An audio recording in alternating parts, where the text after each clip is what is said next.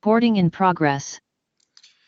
Hi, and welcome to this mini course on AI governance. My name is Rashad Badrawi, and I will be your instructor for this course. The course is divided into different sections, and for this introductory recording, for this introductory session, we will be basically highlighting some main points that I'm hoping we will be able to dig into further throughout the course. Now, who is this course intended for? Anyone interested in AI governance, for sure, but more likely it would be suitable for people with an IT background. So basically, that would be enterprise architects, solution architects, business analysts, uh, and the C-level executives, sorry, like CTOs, also IT managers, so on and so forth. So let's get started. And the first thing I would like to highlight is why is AI governance important in the first place? Well, at this point in time, we are halfway in 2026. There are thousands and thousands of AI projects, and these projects vary in complexity, in scope. Um, the use of AI agents is mushrooming like never before, and this is great because we are making use of technology, but this technology needs to be restrained, or to put it in a more positive fashion, it needs to be enabled with governance. So basically, it's not enough to use the best AI model.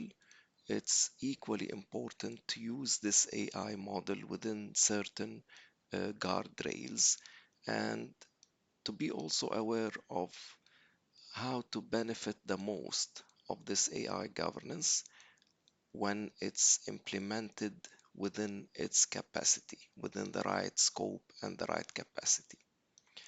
At this point now, I will be looking a little bit, or we will be looking a little bit together at the slides, but I would also like to share that uh, the course is really hands-on focused. And for this time around, at least, I will be focusing more on Microsoft Azure Foundry, the standard platform from Microsoft Azure, the Microsoft Cloud, for managing and provisioning AI solutions. Having said that, at a later point, I would be equally happy to provide the equivalent experience that we will live together with Microsoft Foundry using the equivalent cloud tools from Google, for example, like Vertex AI, and also the equivalent AI platform from AWS, Amazon's Web Services, namely Bedrock, Amazon's Bedrock. So for now, let's see if we are really facing a problem with AI. And more accurately, we can say, are we really facing a problem with the deployment of AI solutions? As it currently stands, and these numbers are actually true, um, 88% of agentic AI projects are actually failing in whatever enterprises they are being deployed in. That's a huge number.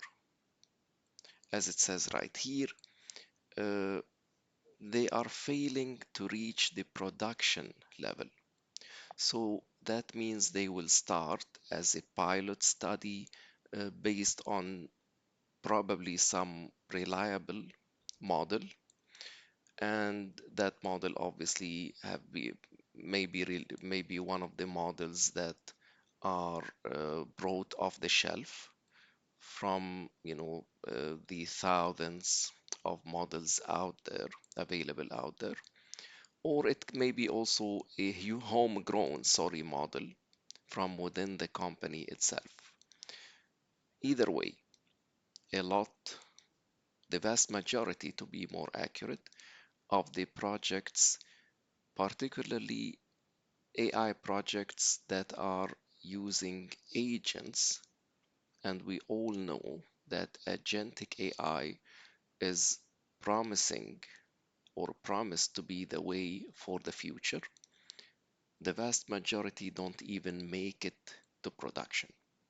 Now, uh, for those that actually make it all the way through to production, according to a study by Gartner, it's a 2 years old study. It states that they may need a second thought. So even those projects, they will need to be, as it says right here, fixed in a way where they will be retrofitted again. Part of the reason for that is they are missing something. Possibly they are missing some governance design aspects, and that model, that project, those agents are not really achieving what we wanted them to achieve. Interestingly, and this is an area that I will probably highlight, although this will not be our only focus, is the data governance for AI governance, or data governance as it serves, AI governance. Out of these 88 projects, 61% of them, well above half of them, are failing because of the data quality. Now, what does that exactly mean? That means that the data that, or one way to understand that, is that the data that was used to actually train the model may not be well representative of what this model will face down when it's facing, real life situations. Basically, this is the equivalent of providing, and there are examples for those that hopefully we will be covering later, providing well-groomed data to train the model, and then you just release this model in the wild, and they will be faced with data that they have not seen before. And now you may face what's known as model drifting, you know, and also you may face hallucinations. Again, more about that as we proceed. So, speaking of this, where is this failure coming from? More than one source. But for now, I will be focusing on some of what you see on this slide. One of them is the cascading hallucinations. Anyone and again, this course assumes some knowledge of AI. I would be more than happy to point you later to a more introductory material that I have prepared that will make this course, easier to understand for non-technical folks. But for those who, in a nutshell, to put it in a nutshell, AI agents, many times they are, deployed in sequence. Now, this architecture of this sequence varies. and that's a topic for another discussion. But the bottom line is, just like you have workers in a pipeline in some factory, you have the output from the first worker delivered as an input to the second worker along this pipeline. The same is happening with our uh, AI agents. And one of the biggest, most important features of AI agents is that they are autonomous, meaning they can work independently. They are great at figuring out what's needed next, what's missing, and they will try to grab that piece of information or that functionality from somewhere. Obviously, within guidelines that you as an architect, you as an AI governance specialist have provided and enforced. So they may be connecting to a database to retrieve some column from some table. They may be digging into some cloud file share, for example, looking for some Excel spreadsheets because there are some tables over there, some spreadsheets that are useful to generate a dashboard at the end of this pipeline. So back to this, cascading hallucination thing. You have the first agent.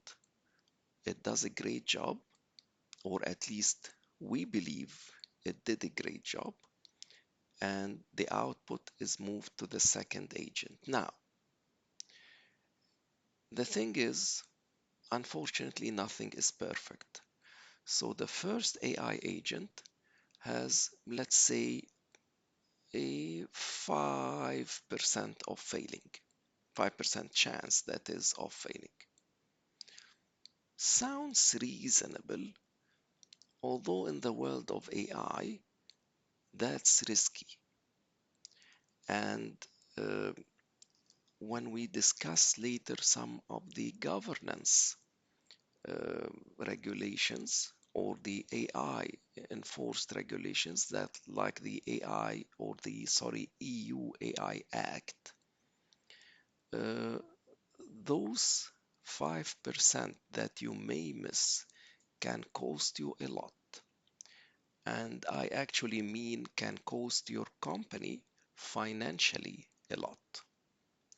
So it's not like, any other type of systems. A 5% failure is way too much. Even a 1% failure is a high risk. Now, there is always a chance for errors, and that brings us also to the idea or to the foundational approach of having a human in the loop, having a human being, a not a second pair of eyes, but actually a pair of human eyes looking at that model or looking at the work of the AI system and deciding whether to proceed or not, what to fine tune, so on and so forth. Now, let's say, for argument's sake, that you have a 5% chance of failure with agent 1. Agent 2 will get the input from agent 1.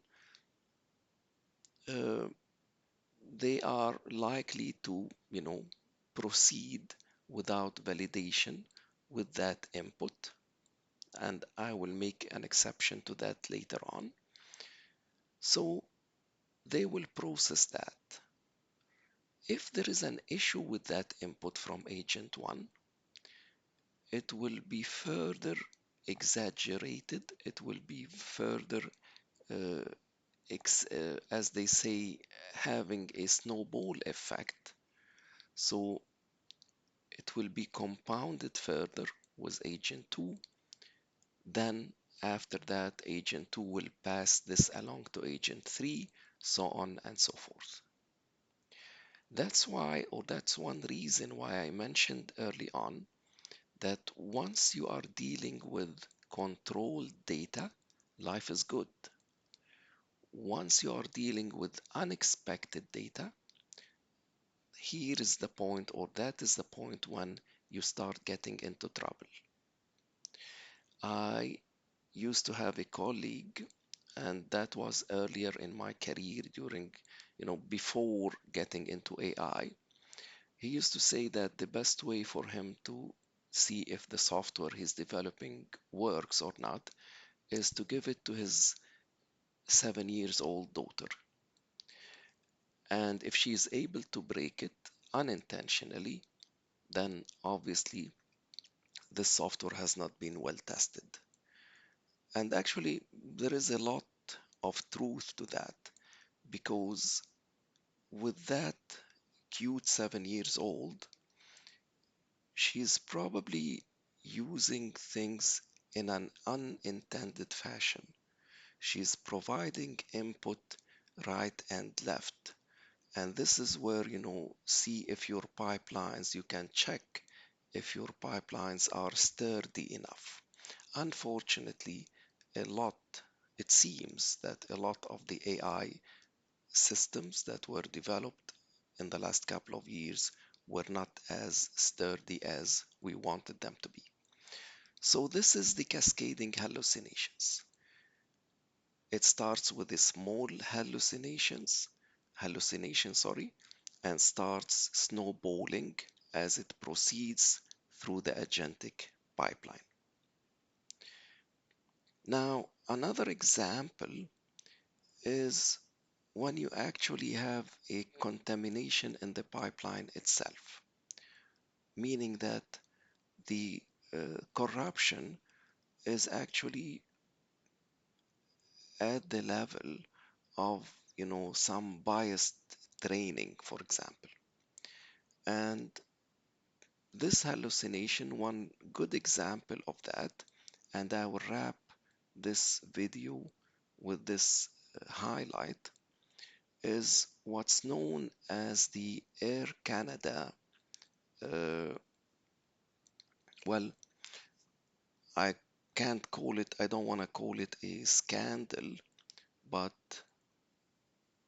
basically it's the chatbot hallucination that Air Canada faced with one of its customers. Basically, in a nutshell, that client was using the chatbot on uh, Air Canada's website or app, I'm not sure, but and somehow that chatbot hallucinated that it made up, sorry, some false policy in regards to bereavement, without getting into details about the policy, but basically it promised something in regards to refunds, which is absolutely not the case. That's not the policy. That response was a pure hallucination.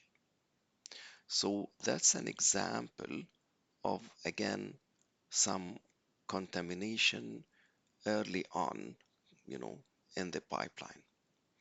Um, what happened in that case? Well, uh, the case made it to the court, actually, and you can read more about it if you wish. This is an example or a sample from an article in The Guardian. Um, the case is a couple of years old, but it's still applicable today, where Air Canada was ordered to pay that customer for, the mistake of its chatbot.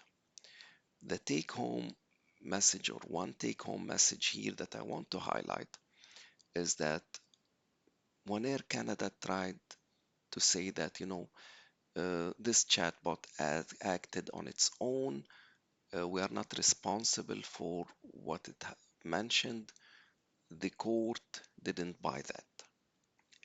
And this brings me to a recent uh, regulation in the EU AI Act, which is a very important regulation that will not only govern AI in the European Union, in the EU, as we will get to that later, but it will also impact many businesses in North America as well.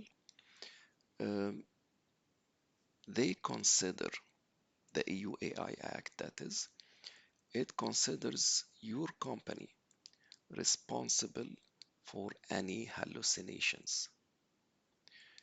Even if you try to say, hey, I brought a model off the shelf from OpenAI or from Meta or from anywhere else, and the hallucination somehow it wasn't really in my data as we are trying to focus here. It has something to do with the model. Still, they won't buy that. You or your company will be responsible for whatever whatever the consequences were from that hallucination. That's it for this introduction, and we will pick up in the next session. Take care for now.